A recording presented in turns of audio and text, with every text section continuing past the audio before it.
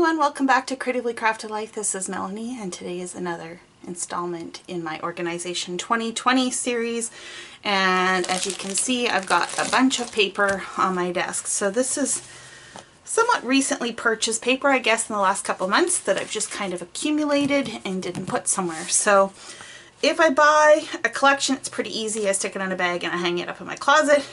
Individual sheets, which I often get through grab boxes and stuff like that, are a little bit trickier to deal with because I have to go through them. I also have a couple paper pads here that I picked up at Tuesday morning.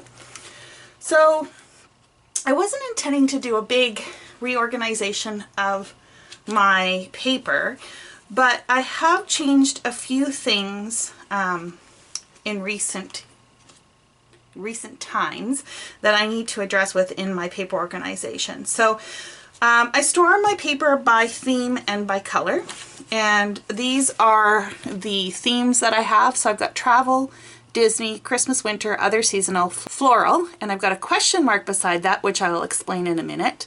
I've got baby, kids, family, animals, and occasions, which would be things like birthday, Valentine's, etc. So not tons of themes.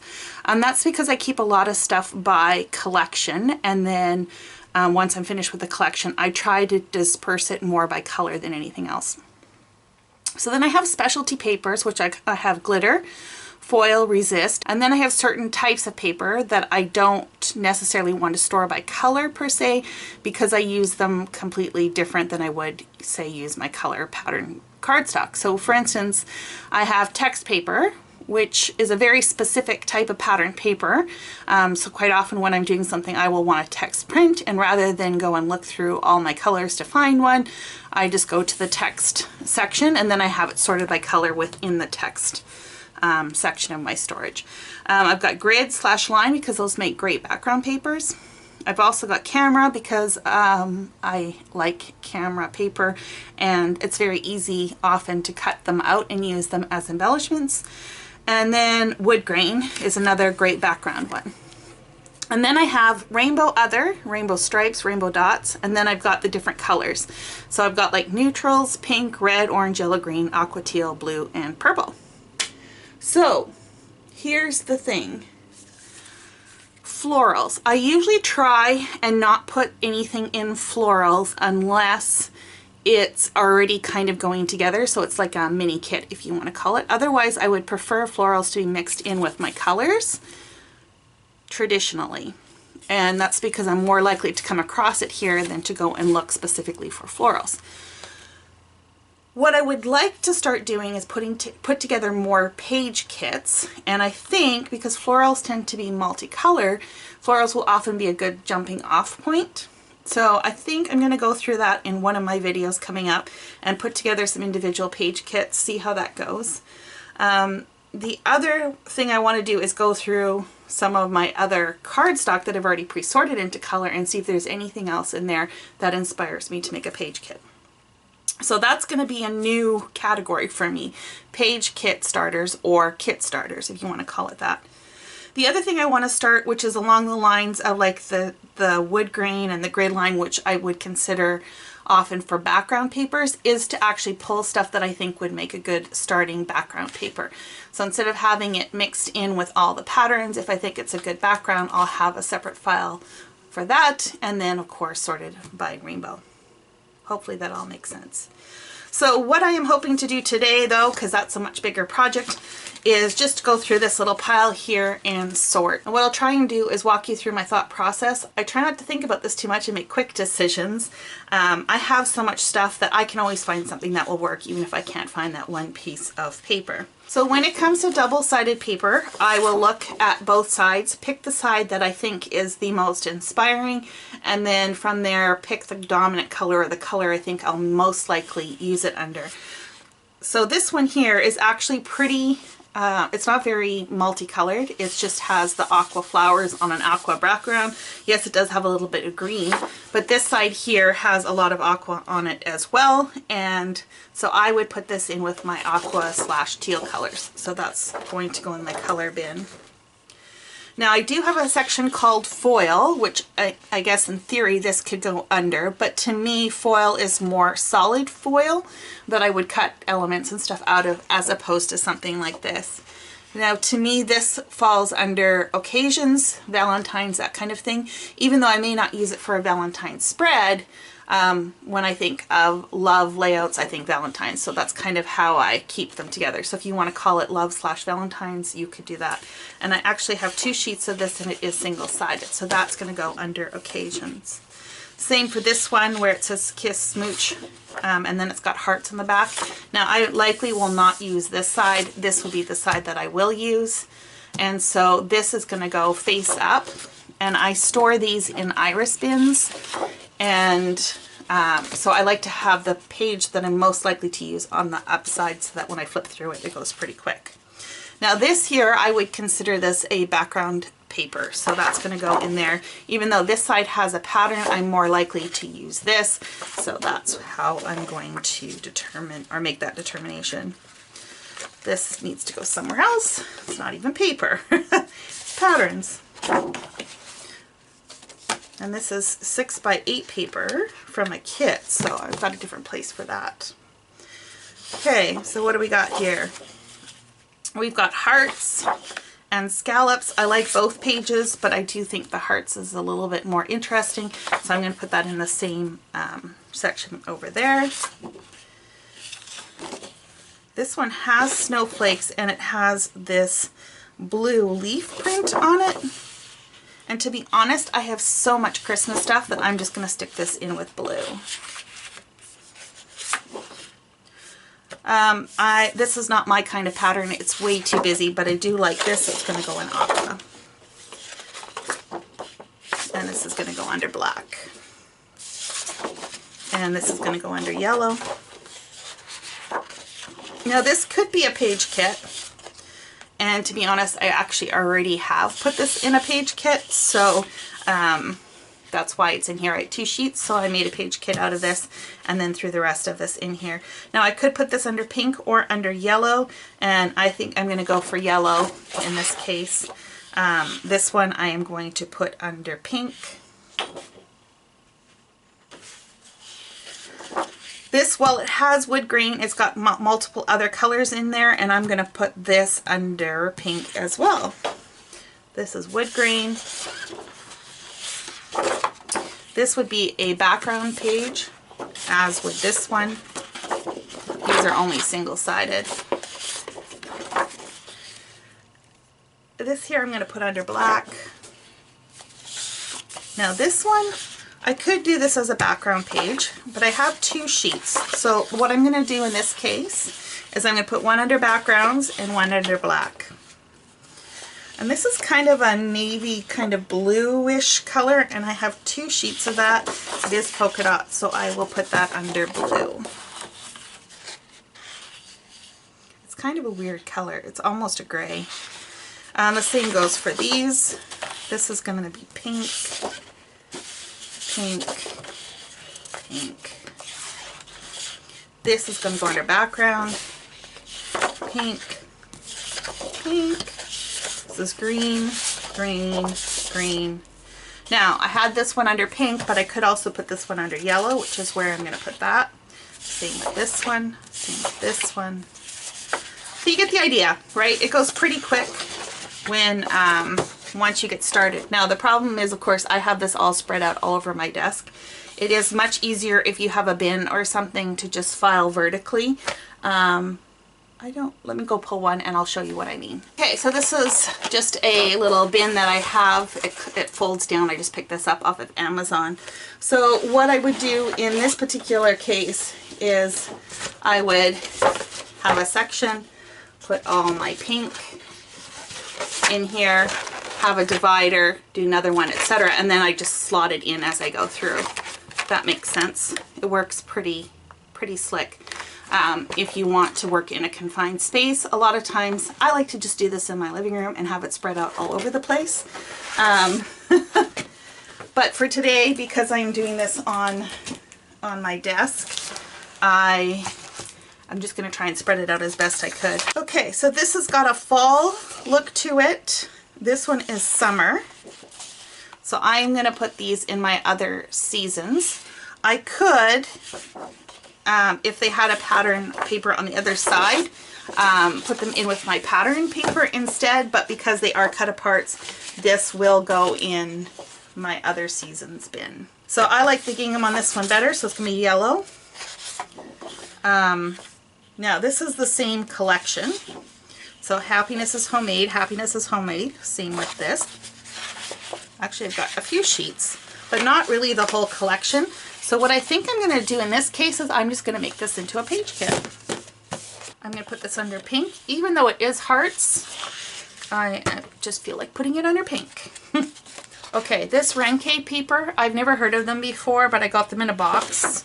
So it's just single-sided, it's blue. But I got this sheet here with the butterflies. Isn't that gorgeous? I absolutely love it. And I think it looks okay with the blue. But then I also got this piece here with the wreath, which is absolutely fabulous. So these are going to become page kits, I think, is what I want to do. I want to pull them out and find a photo that will work with them. So this is going to take a while. I am going to, I don't know that you necessarily want to see me go through every single sheet. You kind of get the idea. How about I come back and do a flip through by color? I think that might make more sense. Okay, I'll be back in a bit. Okay, so let me show you what I came up with. So I had a couple sheets of travel. It's easy to file away. These are my occasions, so mostly love, Valentine themed, and Easter. And you'll notice this is a sticker sheet, and I just stick anything 12 by 12 or any embellishments that fit the theme all in those iris containers. I have a couple sheets for the fall, so that'll go into other seasonal. I have one rainbow stripe. I've got some solid cardstock. I just have sections for that. This is going to go in my animal. I've got a few wood grain. I've got quite a few pieces of grid or lined, just so you can see what they look like. I don't have a ton of these, so I don't worry about them so much being in color order. These are what I'm calling my background, so this is going to be a new section for me. Again, I can go through the rest of my cardstock at some point and pull more out, but for now this is what I've got. So they tend to be ones that have like a wash or almost solid look to them, or they look like they have a base layout already started. So that's that one. Color blocking, that kind of thing. I think these just make really great backdrops. Even this one, which is a geometric, but it's such a fine geometric that when you look at it, it looks almost solid. So that's how I make that determination. And then something like this, I wouldn't cut this up, so it would be you know, a base page. So let's see what else we got in here. Okay, now this last sheet that I have in here is a weird piece of paper. It's actually perforated, so you could cut these into individual shapes. But I'm going to put this in background because I think it would make a cool background. But, you know, there's many uses for this. I've got lots of ideas in my head. I've got some striped foiled pink, but the back side is, you know, pretty solid. Of course, it's foiled, so you're not going to use that, or at least I wouldn't. Some of these are multicolored. I just picked the color that first jumped out at me, and that's how I made the determination. Then I have reds. So again, we're looking at this side primarily. The other side is a bonus in my books. Oh, now we get into orange. So we got some oranges, just a few, thank goodness. I don't use a ton of orange. And then yellow.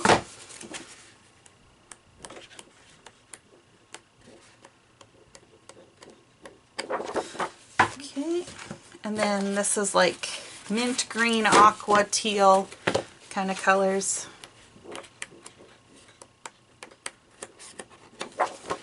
And then my greens. And some of these, I don't know, you could argue that they go in different sections. Again, I don't worry too much about that. Like for instance, this here could be considered a teal color. I'm putting it in blue. So, navy, all sorts of different blues in here. Okay, and then I have one lone sheet of purple. And then these are my neutrals. So I consider neutrals white, cream, brown, black, and gray. Okay. So that is that stack. So it just means I have to put it away. I have this Country Rustic paper pad, and normally I would treat this like a collection where, you know, the paper pad, I would use it as a collection until I'm tired of it. But to be honest, just looking at this, I would never use this as a collection. These are all either backgrounds or story prompt / kind of pages. So I will pull this apart and I will separate these into backgrounds, wood grain, etc. And I'll do that offline. This one here is also a recent purchase. It's called Coastal, and it's kind of got like some foiling on it and corals and pinks and peaches, and it's kind of got a water beachy theme. And I'm actually going to stick this in my mega kit that I'm using for my cruise that I took last year, because I think a lot of these colors will work and it will just refreshen that kit. And then once it's done, I'll decide what to do with it then. So the only thing left I have to show you are the page kits I came up with. I'll be right back. Okay, so these are not page kits per se, but they're page starts or prompts, I guess, if you want to call it. So I just have this one that I showed you earlier. I also added this one from Simple Stories, Simple Vintage Botanicals, because it's got so much going on already that I think just adding a simple photo, a title, and journaling, and this one would be done. I have this one from Studio Calico. It is called Planetarium.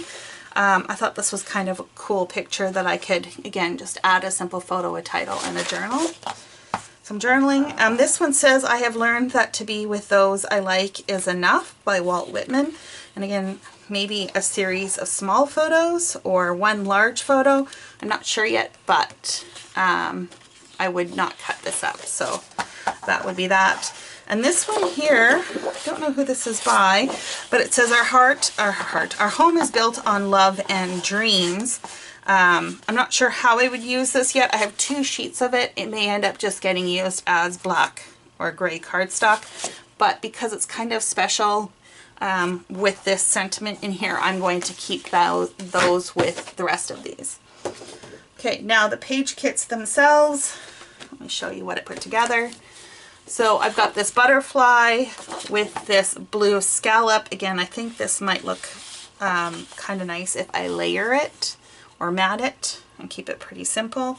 So that's one kit.